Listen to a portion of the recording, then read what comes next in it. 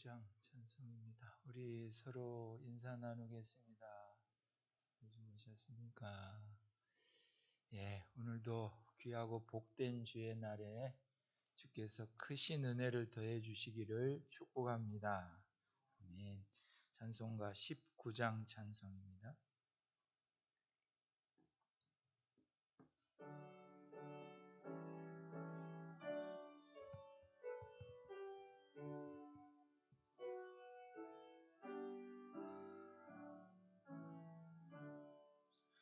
내 영혼아 찬양하라.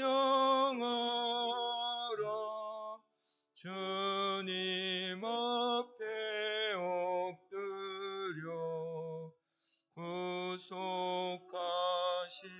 널 부르래. 높이 찬양하여라. 내 영혼아 찬양하라. 영원하신 하나님, 환난 중에 성도들을 구원하여 주셨네. 노하심은 더디하고 인자하심 넘치니. 내 영혼아 찬양하라. 은혜로우신 하나님, 우리 약하시는 주 항상 지켜주시고 인자하신 그 손으로 보호하여 주시니. 내 영혼아 찬양하라. 자비하신 하나님, 천사들아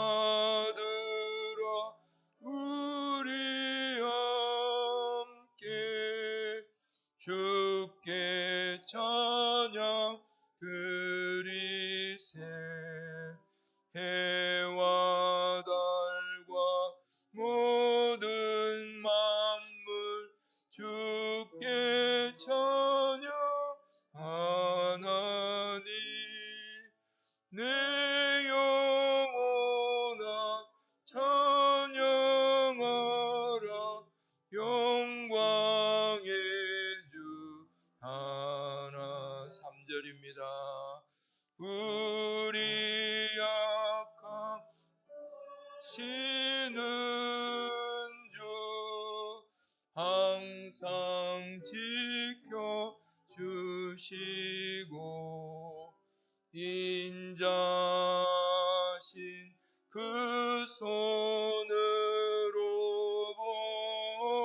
보호하여 주시니. 내 영혼아 찬양하라. 자비하신 하나님, 천사들아 우리 함께 주께 찬양 드리세. 해와 달과 모든 만물 주께 경배하나니. 내 영혼아 찬양하라. 영광의 주 하나님. 아멘. 우리 예배를 위해서 통성으로 기도하겠습니다.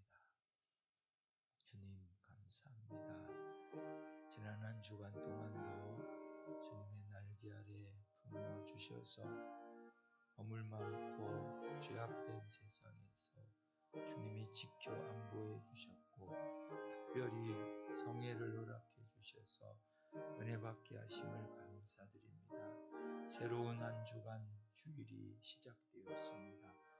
주님이 부활의 날 아침에 막달라 마리아처럼 부활의 주님을 죽은 자 가운데 찾지 않고 살아계신 주님을 이 시간 만나기 위해서 성령님 가르쳐 주시고 인도하옵소서.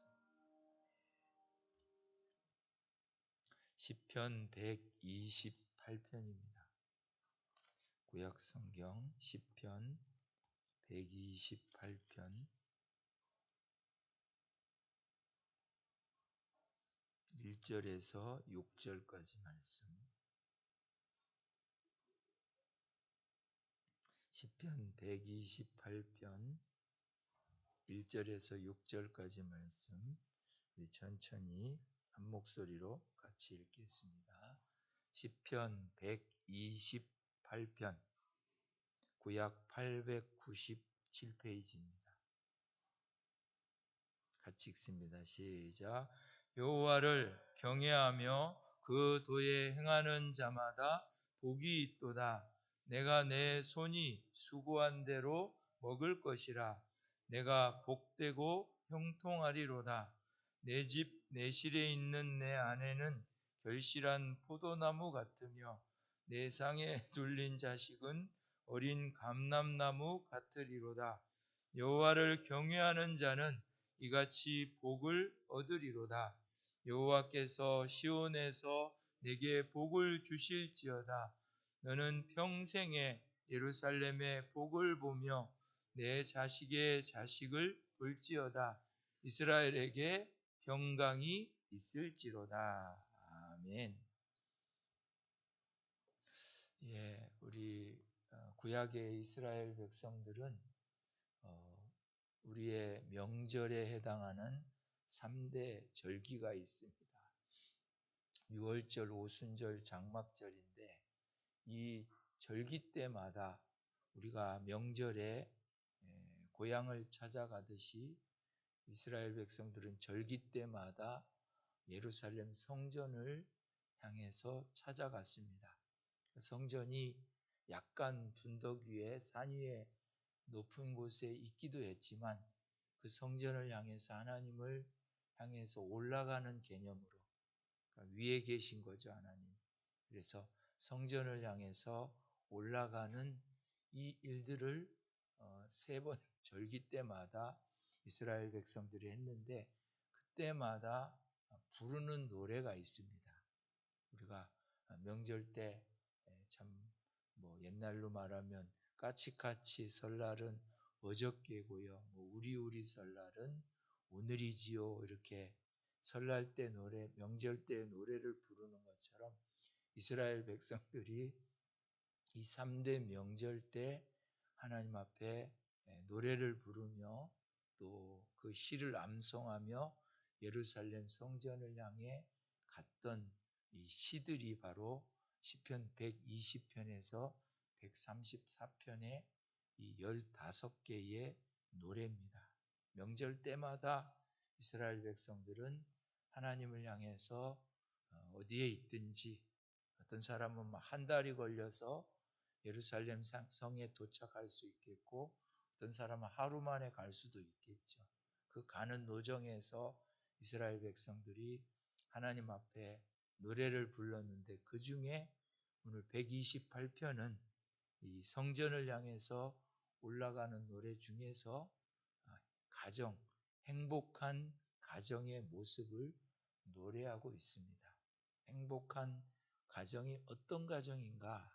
우리가 그걸 통해서 이 행복한 우리 성도들의 가정이 어떻게 만들어지는가를 배울 수 있습니다. 첫째로는 한번 따라하겠습니다. 여호와를 경외하는 가정이 행복합니다. 이 128편 1절에도 여호와를 경외하며 그 도에 행하는 자마다 복이 있도다. 그리고 4절에도 여호와를 경외하는 자는 이같이 복을 얻으리로다.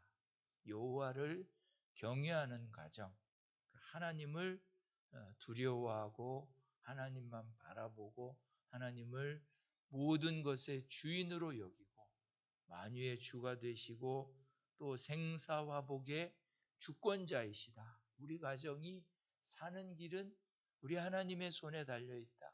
우리 가정이 죽는 길도 하나님의 손에 달려 있다.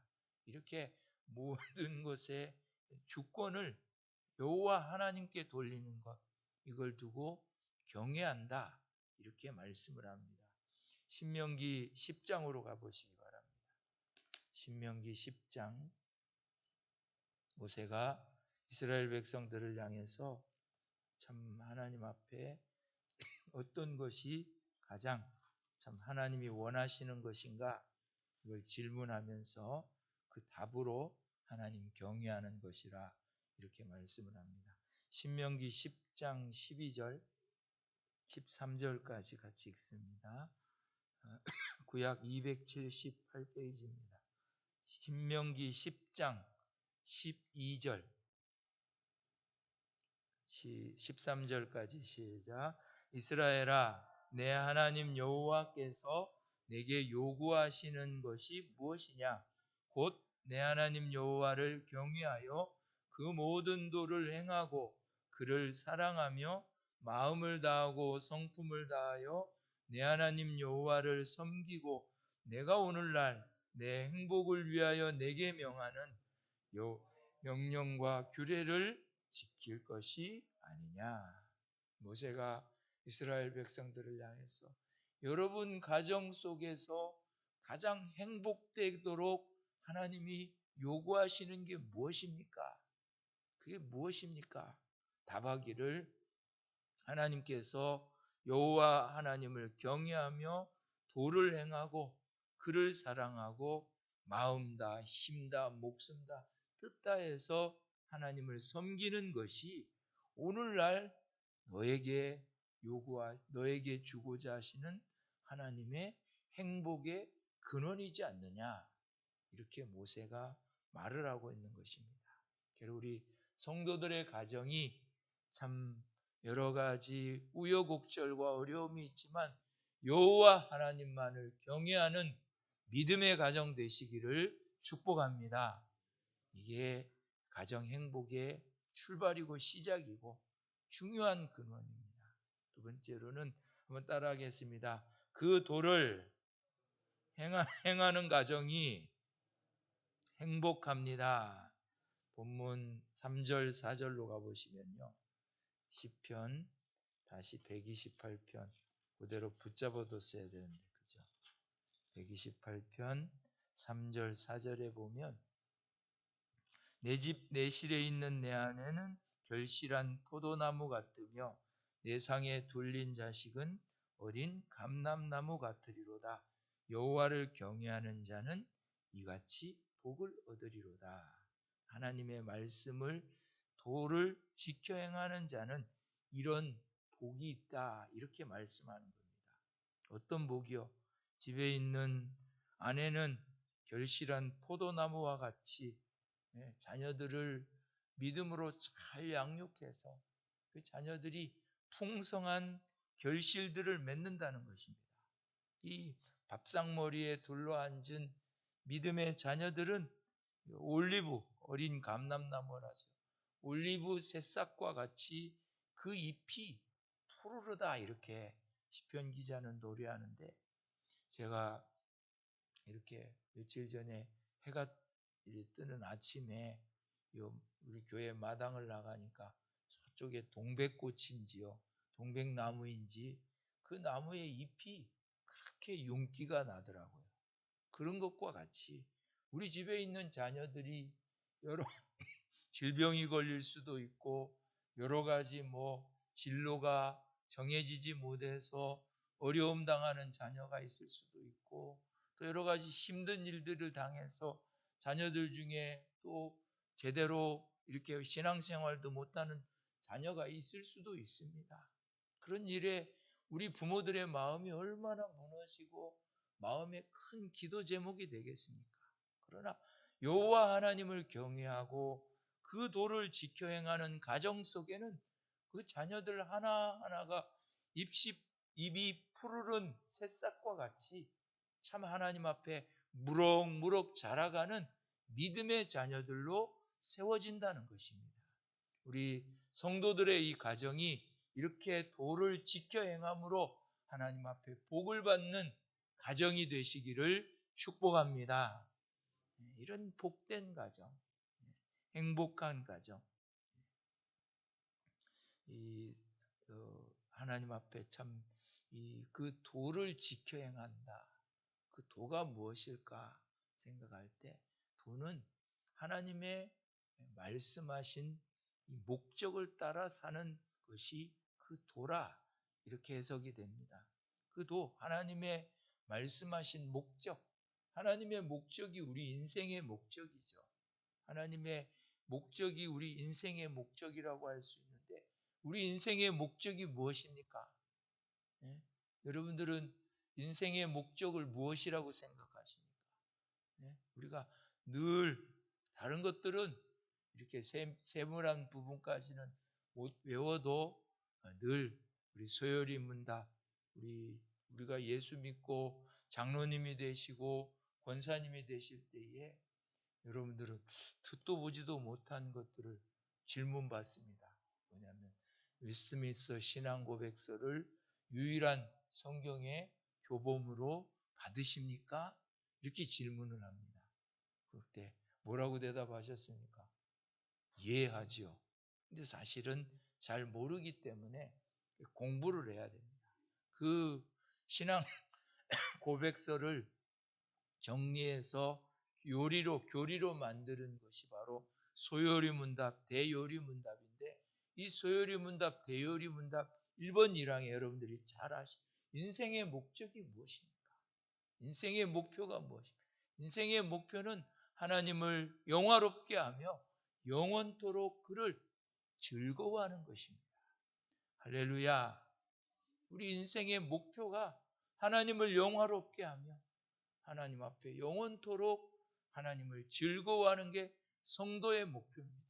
이 목표를 향해서 이 도를 향해서 순종하고 하는 그 속에서 참된 행복을 누리는 길.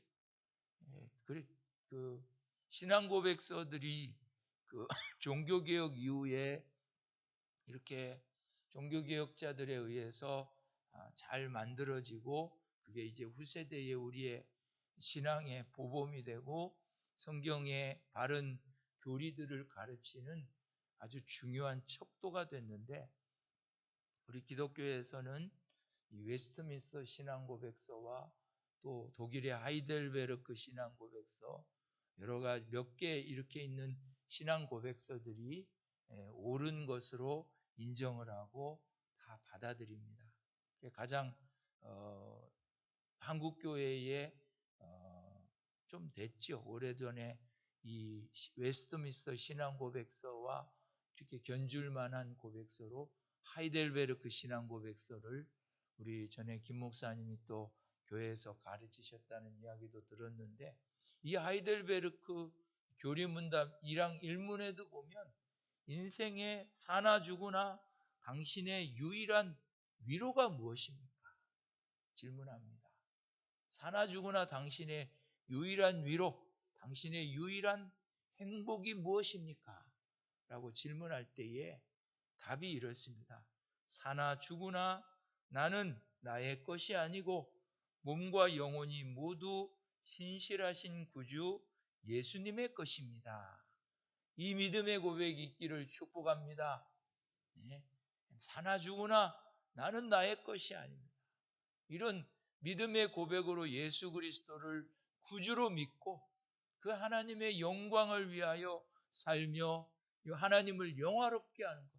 이 목적이 주님의 원하시는 뜻인데 이것을 위해서 살아가는 우리 성도들 그래서 늘 이걸 우리에게 가르쳐주는 말씀들을 우리는 볼 때마다 아이고 지겹다, 어렵다, 힘들다 이런 것이 아니라 한번 따라 하겠습니다. 주의 말씀의 맛이 어찌 그리 단지요?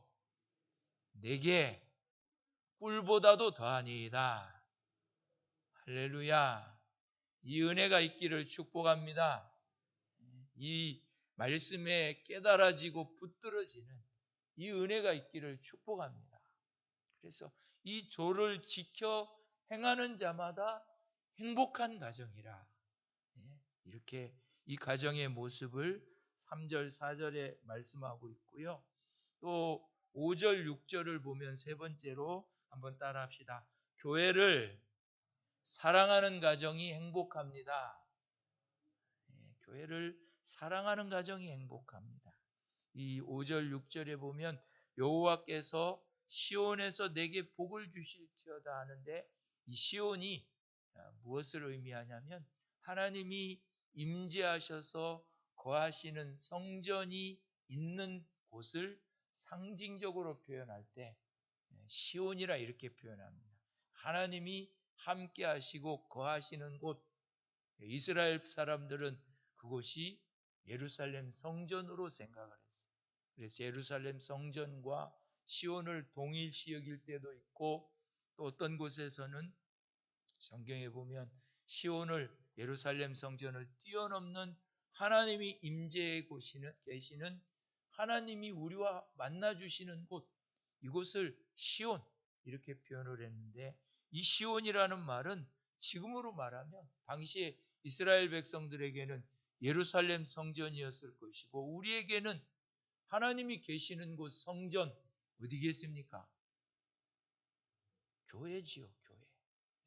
하나님이 피 흘려 주님이 피 흘려 값주고 사신 교회가 하나님의 성전이고 하나님의 성전인 교회가 믿음의 성도들인 저와 여러분들인 줄을 믿습니다. 이 하나님의 성전 안에 생활하는 사람이 복이 있도다. 여호와께서 시온에서 내게 복을 주실지어다. 너는 평생에 여호와께서 계시는 이 예루살렘에서 복을 보며 자식의 자식이 자여손 대대로 이 예루살렘에서 복을 받으며 이스라엘 백성들은 예루살렘 성을 그렇게 소중히 여겼습니다. 우리도 하나님의 몸된 교회를 늘 소중히 여기고 교회를 사랑하고 교회를 위하여 기도하고 교회를 위하여 수고하고 교회를 위하여 우리 가정이 드려지고 사용되어지고 바울이 골로새서에 말씀한 것처럼 몸된 교회를 위하여 남은 고난을 내 육체에 채웁니다. 주의 몸된 교회를 위해서 수고하고 노력하는 일들이 누구에게 맡기지 아니하고 내 몸에 맡겨서 내가 책임져서 내가 짊어져서 이걸 내 몸으로 짊어지고 남은 고난이 있다고 하면 그거 짊어지고 내가 믿음의 길을 걸어가겠습니다. 교회를 사랑하는 아름다운 모습. 이 눈에 보이는 이 예배당이야. 이 무슨 이 세월이 지나면 나중에 가면 어떻게 쓰일지 우리가 어떻게 알겠습니까? 보이지 않는 우리 성도들로 통해서 지어진 성전, 이 성전을 사랑하고 세우고 어제 전화를 드려보니까 정숙기 권사님이 이 학교 학생들을 가르치다가 막 허리를 다치셔서 허리가 부러진 거예요. 뼈가 약하셔서 막 병원에 수술도 못하고 이 2주 동안을 누워 계시면서 그만 2주 뒤에서 수술을 해야 될지 말아야 될지를 결정을 한답니다. 우리 믿음의 교회 안에 있는 성도가 이렇게 아프다. 그럼 사도 누가 아프면 바울의 표현이 그러지 않습니까? 내가 아프지 않냐? 누가 어려우면 내가 어렵지 않느냐? 우리 성도들이 이런 교회를 사랑하는 마음으로 우리 지체된 성도가 아프는 이걸 놓고 더욱 기도해주고 중보해줘서 하나님이 기적으로 역사하셔서 치료의 일이 일어나기를 소원합니다. 이런 놀라운 역사들이 교회에서 일어나고 그 일을 성도들이 보고 기뻐하고 좋아하고, 누가 아프면 그 일 때문에 힘들어. 이 교회입니다. 이렇게 가정마다 우리 가정은 상관없다 이러지 않고 가정마다 교회의 일들을 놓고 기도하며 중보하며 내가 짊어져야 될 고난으로 알아 그걸 짊어지고 감당하는 이 교회를 사랑하는 것입니다. 이 한번 따라합니다. 교회를 사랑하는 가정은 행복합니다.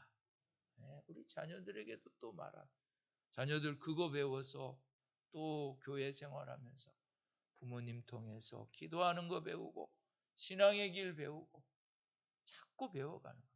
이렇게 여호와 하나님을 경외하며 살아가는 가정이 행복합니다. 하나님이 주시는 인생의 목적을 향해서 수고하고 노력하는 이 믿음의 가정이 행복한 겁니다. 이 행복의 모습을 오늘 시편 기자는 가정의 모습을 이 마치 창문 밖에서 이 한 가정의 단란한 모습을 지켜보는 것과 같이 바라보면서 노래하고 있는 것입니다. 여호와를 경외하며 그 도를 지켜 행하는 자는 복이 있도다. 손이 수고한 대로 먹을 것입니다. 얼마나 많은 사람들이 수고한 대로 먹지 못해가지고 여기에 투자했다 망하고 열심히 일했는데 월급 받지 못하고 수고했는데 엉뚱한 곳에 그만 수고의 노력의 결과들이 들어가서 고통당하고 힘들고 어려워하는 사람 얼마나 많습니까?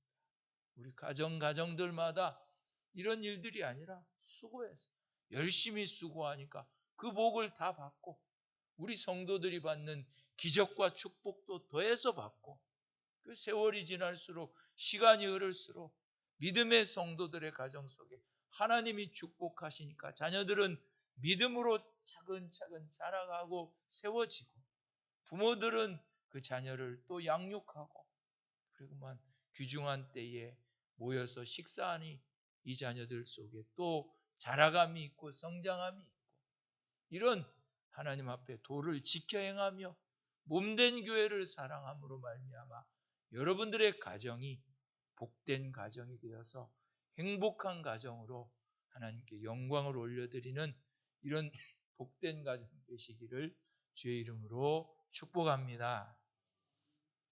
기도하시다가 자유하겠습니다.